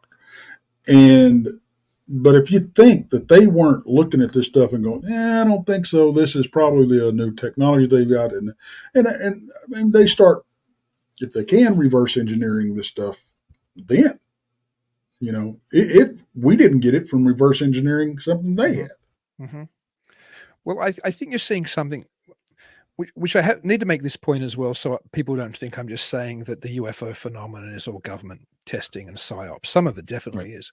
Oh yeah. But what we're hearing today, if you actually pay attention and don't just listen to what the media still seem to be presenting it as extraterrestrial or something, maybe, right? It's become popular since 2017. When you listen to the people who have been at the forefront of disclosure, whatever that even means, because I wouldn't trust disclosure if it came out from a government source anyway, whether it's that whistleblower David Grush, whether it's Louis Elizondo, whether it's Tom DeLonge, the ex Blink 182 frontman who now has another band called Angels and Airwaves, but more importantly here, he's the head of the To the Stars Academy, and they're the people who originally leaked that video, the Tic Tac video. So Tom DeLonge, Louis Elizondo, Leslie Keane, who is the journalist who first broke the Tic Tac video, wrote the story on the front of the New York Times, and has since broke the David Grush story in an online magazine called The Debrief. And you can go down the list. There's even more people. I'm just trying to, Hal Puthoff is another example, who's long been involved in psychic research and ufology and is relatively well-respected, PhD, wrote an article, a journal article called the Ultra-Terrestrial Hypothesis. And in that he suggested maybe it's not extraterrestrial, maybe we need to be looking closer to home. In other words, something like the Shaver mystery. He was talking about earthbound civilizations which were separate from us. So when you listen to these people who are really front and center, and even David Grush in his testimony before Congress said something like this, is that these things, they're not extraterrestrial. They're maybe what we would say is interdimensional, or they coexist with us. It's something far more complicated. Now, that was a talking point going back to, even Palmer was saying things like that, incidentally, way back in the 50s, but it became popular in ufology with people like John Keel and Jacques Vallée from the late 60s through the 70s. And then it was called the new ufology. So people like Keel, Vallée, Steiger, even Coleman, even Lauren Coleman and Jerome Clark, who both later became, I suppose, leading Clark obviously became a leading kind of nuts and bolts ufologist, and obviously you guys are familiar with Lauren Coleman, who's more of a flesh and blood cryptozoologists, but in the 70s, they were writing books together, like The Unidentified, and I think, was it Creatures from the Outer Edge, which were more Keelian Verlayan in their conception that these things weren't what we think they are. They're somehow interdimensional or, paraphysical. So that used to be a popular theory, but it never got mainstream traction. Like, it was still your average person or the media or whoever was talking about it was always either it's extraterrestrial or it's, a hoax or not real. But now you're getting people suggesting things which this kind of ufology was suggesting way back, decades and decades ago. And my leaning has always been, if there's a phenomenon, there's no reason to have to assume that it's extraterrestrial. That's because we've watched so many science fiction movies and read so many science fiction books and UFO books and the like, that we kind of exist in this concept that they're metallic craft from outer space with little aliens from Zeta Reticula or 50 years ago Mars or Venus or wherever we would have chose they came from. But if this thing, as we've been talking about before, when it comes to underground beings, as you were saying before, quite articulately, Tex, and you too, Rob, that these things seem to have been with us for a very long time folklorically, like the fairies, like the gods, like all these other creatures, like Shaver's Derros. These things seem to have been here for a long time. And if that's the case, it seems to be closer to that type of new ultra-terrestrial, not new ultra-terrestrial hypothesis, because it's been around again for the better part of 50 years, but what's now becoming a popular interpretation. So maybe we're dealing with multiple things. Maybe some of it's US technology. Maybe some of it is just misidentification or people hoaxing or people misseeing the planet Venus. But maybe some of it's a genuine anomalous phenomenon. And that genuine anomaly mightn't be extraterrestrial. It might be something far more complicated and far more spooky. And incidentally, Tucker Carlson recently said, he hinted at this even, who's had always this long interest in UFOs on his show. He recently said he's been told by people who are supposedly in the know, so probably one of those kind of people I was just talking about, certain things about this, and this is far darker than he even wants to think. Like, it's far scarier and spookier than you could possibly imagine. And I think there's probably something to that. If there's a real phenomenon, it's far more complicated and far darker than visiting extraterrestrials. Well, and I think that bleeds right over into the cryptid stuff too. Me too. Absolutely. I think it's all, I myself personally, and this is, none of us are experts on this. We all just have our theories, but I think it's all connected. I think the same thing, which might be your great aunt Gertrude seen in the family manor who died back in, 1962, her ghost, maybe an apparition of the Blessed Virgin Mary, maybe an apparition of a devil, maybe fairies, maybe Bigfoot, maybe dogmen, maybe ETs. It all comes from some root source, which is projecting itself in different ways, depending upon what we expect to see and what serves it the best at the moment when it's projecting that imagery. Tex, we say that all the time. At least we're of the opinion that, hey, everything is connected, right? I go, you can talk about the galaxies and you could talk about the forest. I came up with a theory. I was just talking to certain people that if you look at the forest, it's almost like the internet of North America. You've got tree. I mean, we're talking about elementals and the fae we get talking about now, how trees are living things. You got the branches. I mean, if you think it's like a network, and all these things there's energy in the forest that attracts not only cryptids, but how many times do we have bright lights or orbs in the forest? And then a cryptid appears. A lot of these alien abduction stories from a forest on the side of the road. So, and again, I think that they're all related together, whether on different planes coming from different realms. I'm guessing perhaps that's a theory. But I got to tell you, if you spend time in the woods for any amount of time, you're going to find things that you're not going to be able to understand. I really believe that today. But the thing is, you got to be looking. How many times has a hunter, 30 years hunting in the woods, doesn't come across a cryptid? Well, you know why? He's now looking. That's a big part of it. That makes me think of David Paulides' missing 411 work as well. And of course, he's looked at hunters recently who mysteriously vanished. But there does still seem to be something, just as there was hundreds of years ago or thousands of years ago when most of us were still our ancestors were still back in Europe or wherever we came from, and things were taking us then, like in fairy faith. Today, things are still taking us. And while the alien abduction thing, the reality or how much of that is real and how much of that is not real, where Right. people are returned, whatever. But there are horrifying stories where people go and are never seen again, as anybody who's familiar with the 411 material is. And I think Paulides stuff has a lot to teach us about. If it is this interconnected phenomenon, I suspect that is part of this interconnected phenomenon as well, something taking us. I think, and it's like you said earlier, we're dealing with a lot of different stuff. I don't think you can zero down one phenomenon at all. And 411 is a perfect example. There's no one answer for what goes on out there. Some of us just people that shouldn't be out there get out there and they think they know everything. They get lost, and they get dead. But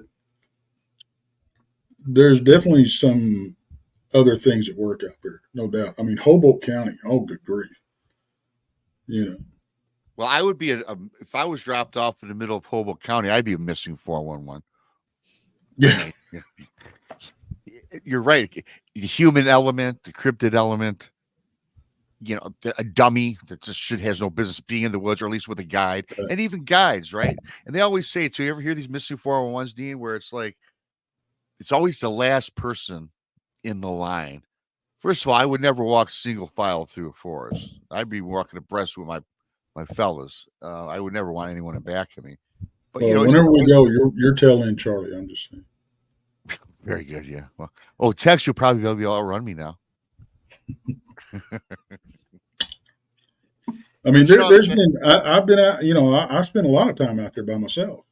Wandering around at night and everything else. And I'm just saying, I've had weird stuff happen, but I'm still here. I'm just saying. No, yeah, you have. I think that's a terrifying thing, though, the people who aren't still here, the people who, and so you're right. I think some of these cases, and in fact, this is probably a good time to say this. It's so true what you were saying, Tex, about it being lots of things. And I think we want to, just generally as a species, but let's just look at the paranormal world for now. Let's say you're a ufologist and you're a real believer in extraterrestrials, right? You tend to take all of this phenomenon and put it in the ET basket. So alien abductions, ET, bedroom visitations, ET, weird crop circles, ET, strange light at the back of your house at night, ET, strange light in the sky, ET, weird ship going over, ET. But they could all be entirely different phenomena. The weird ship going over could be state-of-the-art government technology. The weird light in the distance could be the planet Venus. The light at the back of my 40 might be swamp gas or ball lightning. Maybe the thing next to my bed is sleep paralysis, or maybe it's a genuine anomalous encounter which people have been reporting with the other going back thousands of years. But to say they're all got to be the same thing, we might be looking at it in the entirely wrong way. And of course, the inversion of that is all of the anomalous experiences, be them ET, be them aliens, or be it Bigfoot, or be it paranormal. Maybe all of that is the same phenomenon, and that's grouped off weirdly. So maybe we're putting things in buckets in the wrong way. Maybe we're grouping things we shouldn't, and we're not grouping things that we should. And really quickly too, like Tex said, Dean, which we all agree with, is everything. Behind the 411, it is everything. But one other thing that we forgot to mention, which unfortunately is pretty bad, our government. I bet you they have a hand in this too. They probably have so many hands working that other hands don't even know what they're doing. That's the thing. So I do think when you have like not the whistleblower press conference, but there was that kind of hearing with Department of Defense people. I'm not sure who would even know what. Do you know what I mean? You might have somebody who's the kind of public relations, colonel or somebody talking, right? He might have no idea about this black budget operation over here, right? Because as we all know, it's very divided.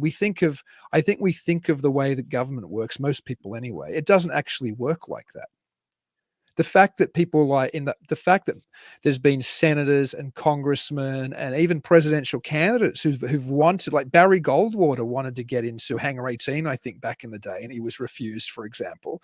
So there's even our highest level elected officials can't access some of these spaces. So to think, if you do a press conference and put whether it's a general or a colonel up there saying what they know about, UFOs, he can probably sincerely say we don't know anything about them, because there's probably some compartmentalized group over here that does know what's going on. And so you're right. Yeah, I'm sure our government knows. I'm sure in some ways our government knows more, and in some ways it might even know less. Because if this is all some strange and anomalous, non-extraterrestrial, bizarre phenomenon like we're talking about, perhaps that would be reason for a cover-up as well. If you knew there was something there and you couldn't pin it down, if you didn't have little grey men in ice tanks in Hangar 18 and crashed flying saucers in Area 51, if this wasn't physical and you couldn't get your grips on it, you're not going to come out and say, well, we're the government, we're the Air Force, we defend you. There's weird stuff, and it's frightening, and it's terrifying, and it's taking people, and we have no idea what it is.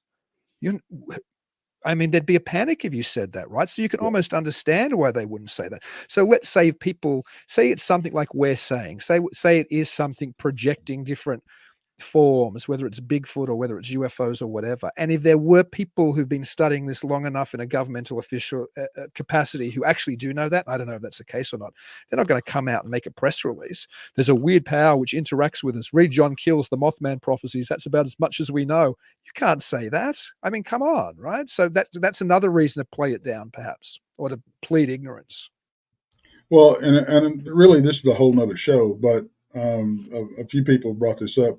The whole Rh negative blood type thing, and I think that's what they're, leading to. I'll probably take a beating for this. That theory don't hold a whole lot of water with me. It just don't. Because I know so many people that don't have that specific type that have had, these paranormal or otherworldly experiences, cryptid experience, however you want to look at it. And I don't have Rh negative blood, and I've gotten, I couldn't even tell you how many encounters I've had, of different kinds,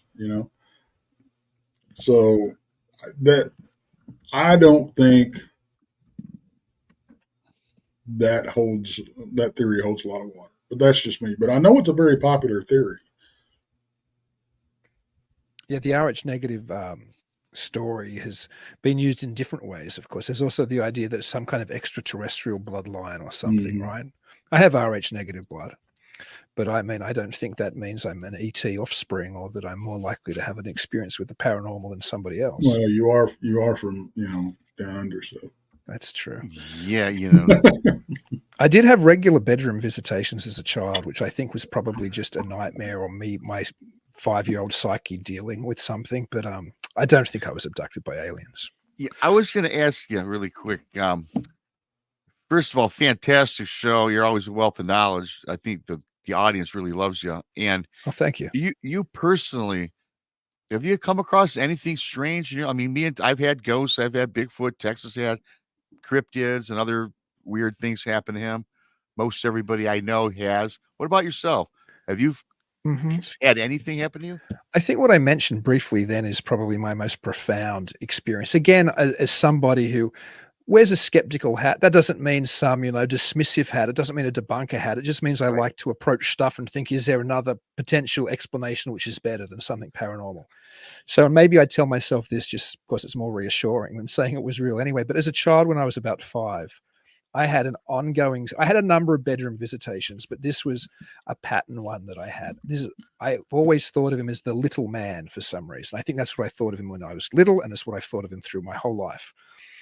The little man used to come to my bedroom at nights and take me away. That's what I've always remembered. The little man came and took me away. That's my kind of, I suppose, abbreviated thought form of what happened. And this little man, this would have been before I was exposed to things like Close Encounters and In Search Of and all that type of imagery from the 70s. I was very little. I wouldn't have been watching that at this stage. And he didn't look extraterrestrial. At the time, even later in life, it wasn't until I read a book on alien abductions in my 20s that I went, what happened there?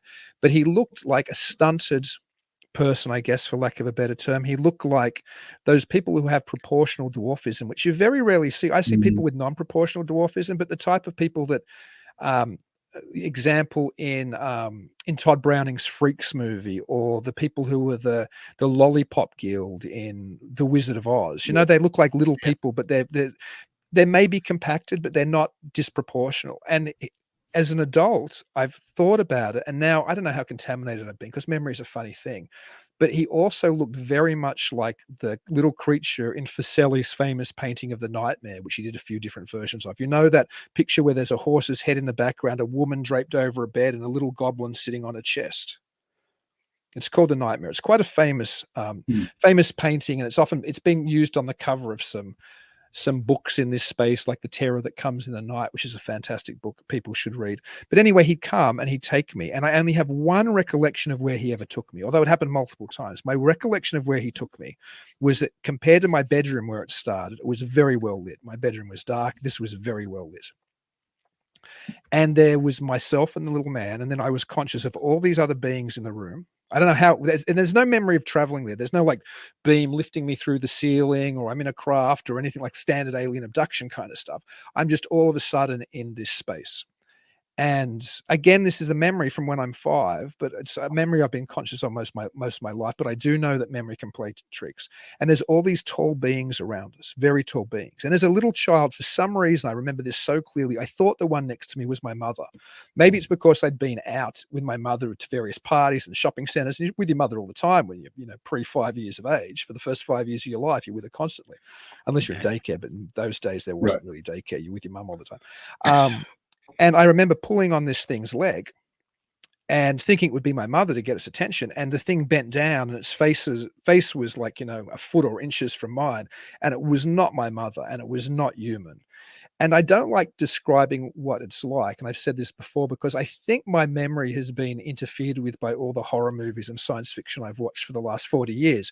But it wasn't a gray extraterrestrial, right? But it certainly wasn't human. And that's all I can remember of that experience. Here's the weird kicker to that story, though, which I've always liked to think of as maybe just a dream or my psyche dealing with something.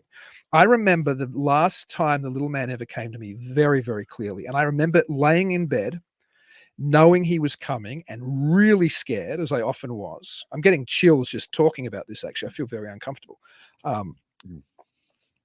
Remembering him, knowing he was coming, and knowing with all of my being that if I went with him this time, I was never coming back. Or at least that's what my little mind thought. And sure enough, the little man appeared, and then I fought the little man. But I mean, I'm not like in a Rocky movie. We weren't trading punches, but I remember wrestling with him on the top of my bed, being, quite physically and frantically. And then for some reason, I don't know, I think saying I beat him would be an exaggeration, but I reached some kind of impasse and the little man left. And he never, ever came back. And the weird thing about that final memory is it's always been a very physical memory. It was the exact same physical memory I have of wrestling boys in playgrounds at that time. So I don't know what happened, but to be honest, that's why I ended up doing this academically, because I put it out of my mind for a very long time. And I picked up a book in, I don't know when it was, the late 80s, early 90s, a book called Edith Fiore Encounters. And she had written that book shortly after Bud Hopkins and Whitley Strieber had done their big books, Communion and what was it, Intruders, right? So, but I hadn't read either of those books yet. And when I was reading it, Fiore saying things like, at the beginning, if you have any funny feelings, or you're scared when you're reading this book, or if you have any weird memories of bedroom visitations, make notes and write it down. I'm thinking, reading this as somebody who hasn't been exposed to most of the paranormal type stuff, I was interested in it as a little kid because of all the movies and TV shows, but thinking maybe I'm an alien abductee. And I don't think I am, but that's what launched me reading UFO material. And I'd finished my BA, and I think that was around the time I'd finished my BA, and I was off for a year or so. And I thought, I want to go back academically and write about this stuff, because I'm spending all my time reading about it anyway. And so then I went back to university and did a master's, and then eventually a PhD in American UFO belief. But yeah, again, to qualify, I don't think I'm an alien abductee at all. But that experience is what ultimately led me probably to doing what I'm doing today. You know, I can't let you go without asking you this now because I know we're a little bit over. That's it. That's the nightmare. Thanks, Tex. Wow, that's I never seen that. That is creepy. And there's a few different versions. Vasily did a few. That's the most famous one, but there's a few other versions. I have a copy here that I was gifted of a different version of that. You know about that picture, if you look in the background, that shadow of the horns, you know, it reminds me of like a demon looking through that red velvety sheet. And I know that is creepy. Yeah, right here. Yeah, that is. Thanks, Tex. That was, that's creepy. Super creepy. Since we got on this subject, I know we're a little over right now, but I can't let you go now without asking you this, since we're in this subject. Your thoughts on people that have missing time. We hear about perhaps that's when we're abducted, or people can't account for their whereabouts. What's your thought on that? I know somebody is interested in that. Yeah, I mean, it's a fascinating phenomenon. I think I have a few different thoughts because I think sometimes you need different theories for things. I think one of the possibilities, which I kind of like, and it's super weird, is if you saw somebody when they were having contact with ETs or when they were being abducted, what would you actually see? Would you see something taking them away? Or would it be like what Palmer thought happened to Shaver, to bring the story full circle, that you enter a different spiritual realm? John Keel suggested maybe if you saw somebody having an experience with the paranormal or the anomalous, maybe they'd just be standing still staring into space and some electromagnetic force had shut them off and was showing them things, for example. So I wonder if missing time is indicative of that kind of experience.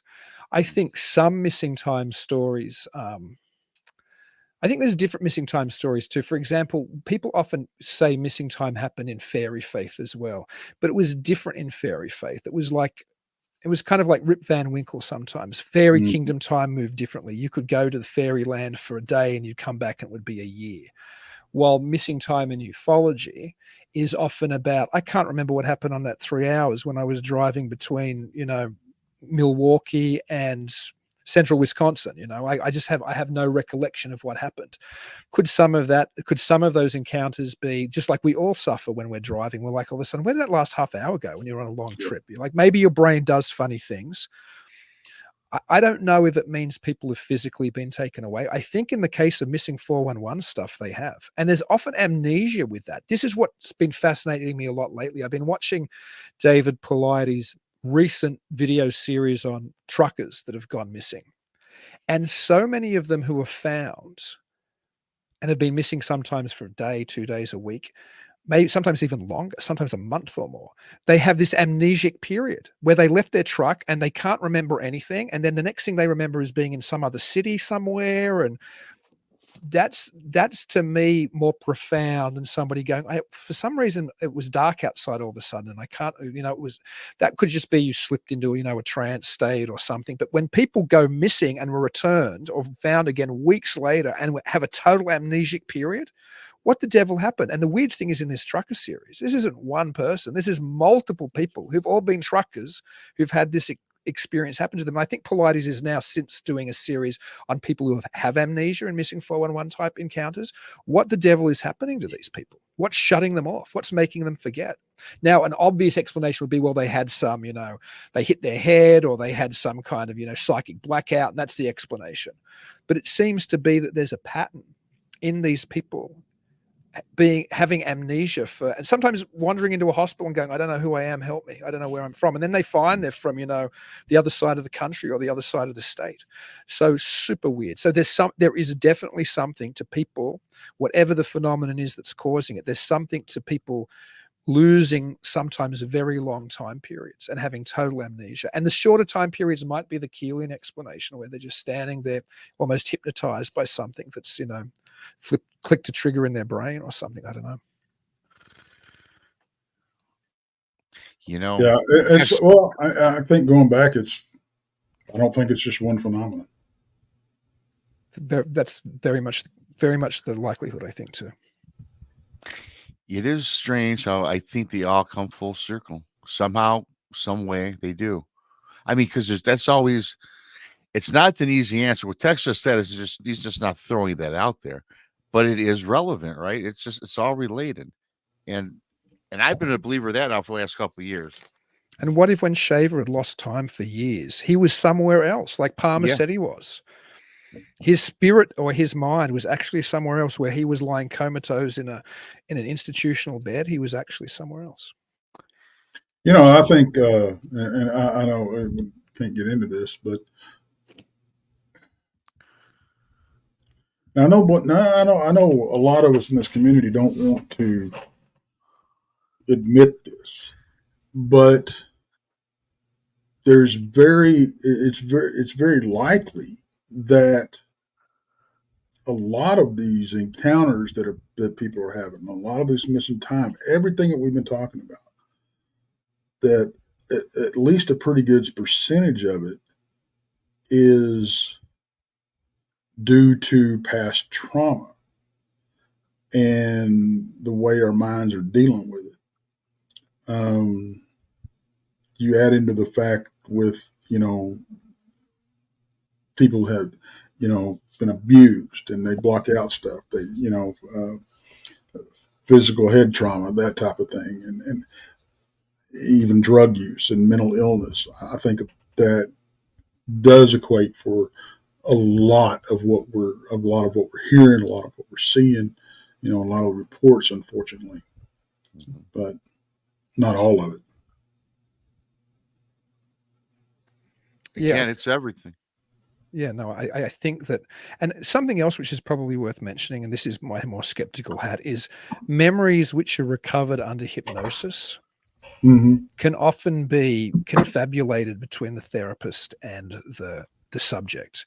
And even even a lot of people working in this space, I have a regular guest on Talking Weird called Ed Schultz, who, among other things, he actually used to be an exorcist for the Warrens because he was a real priest in and I think it's the Episcopalian Church, which I think is the same as the Anglican Church elsewhere, but it's an off branch of Catholicism going back hundreds of years. But he was an ordained priest and he was an actual exorcist. Later in his life, he became a trained hypnotherapist. And he's like, yeah, you have to be. So he's somebody who knows, and he's always like, you have to be very careful. Particularly if you're being like the woman, the book I read by Edith Fiore, that when I said she was saying all these things, if you're having scary feelings or note it down. She, at the beginning of that book, writes that she was a believer in the extraterrestrial hypothesis since she read Donald Kehoe's Flying Saucers Are Real back in the 1950s. And exactly, Moon at Noon just says power of suggestion. So if you believe in ET visitation and then you're hypnotizing somebody, and she even admits in that book, most of my patients had no idea they were alien abductees. So you've got somebody in a suggestible state and then you believe in ETs and you're leading them along, there's a very good chance that what comes out of that report is going to be unreliable. The very first or most famous example of hypnosis being used to retrieve memories is in the Betty and Barney Hill abduction case, which is maybe, the 0 point of alien abduction, where it also, there'd been ones previously, but that kind of began to shape the modern version of alien abduction reports. Now, I believe the psychiatrist who hypnotized them, I believe his name was Benjamin Simon, he never thought they'd had a real experience. Like he never, because he was a genuine, he didn't believe in anything specifically. He wasn't going in there believing in ETs. And when you read in The Interrupted Journey, the book which has a lot of that transcription of their hypnosis sessions in there, you see how these stories grow and change when they're remembering different things. At one time, Barney, who was obviously a black man, thought of them as redheaded Irishmen. And when Benjamin Simon says, why do you think they're redheaded Irishmen? Well, I know redheaded Irishmen in my experiences don't like people of my race. So whenever I have an encounter with one, I try to be friendly so we don't get into trouble. And another stage, Barney obviously also being affected by experiences he'd had, which couldn't have been easy in the 1950s into the 60s, being a white and black man couple. I mean, that would have been psychically traumatizing many times. He says they're Nazis. They're Nazis. Like he thinks that aliens are Nazis. At one point, I can't remember if it's Betty or Barney who says they have noses, or one of them has a nose like Jimmy Durante, that famous American comedian who had a very big nose. At one stage, But Betty says they look like, it's probably an incorrect term, but I think she might even have said the retarded children I work with, because I think she'd worked with maybe kids who had Down syndrome or other issues. So you hear all these blending things. Now, if you were a person who believed in the current alien abduction kind of motifs, you'd be guiding them. You're saying, well, do they have weird eyes? What's the color of their skin? You'd be saying things to try to get the response that you'd expect. So it's interesting to read one which isn't contaminated by an investigator or a hypnotherapist who has a dog in the fight, and you see how weird these stories are as they're told under hypnosis. If you read a report in a book by David Jacobs or John Mack or Bud Hopkins, who all believe to one degree or another, you see it being a much cleaner narrative than the type of narrative you read in a genuine with somebody who doesn't have a bias one way or the other. So when memories of missing time are recovered under hypnosis with a therapist who deals with alien abduction experiences, I'm always particularly wary, because I know what that therapist already thinks. And as your listener said a minute ago, the power of suggestion is incredible, particularly when somebody is under hypnosis. So Lord knows what I don't think you can trust any of the memories recovered that way. But when there's that kind of bias on behalf of the researcher who's actually hypnotizing the experiencer.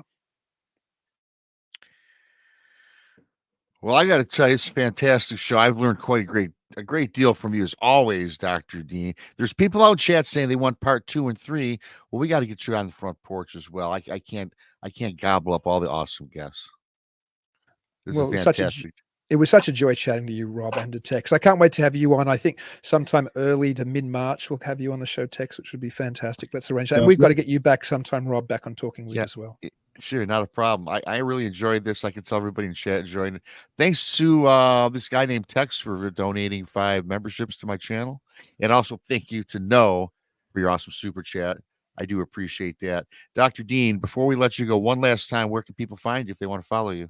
Well, check out MidwestWeirdFest.com, because that's the first weekend in March in Eau Claire, and it's loaded with kind of weird documentaries and horror films and strange things that your audience might enjoy. If they want to check out my weekly show, it's every Tuesday night, 9 p.m. Central on the Untold Radio Network. So you can either visit the Talking Weird page on Facebook or the Untold Radio page on Facebook, or go to UntolledRadioAM.com.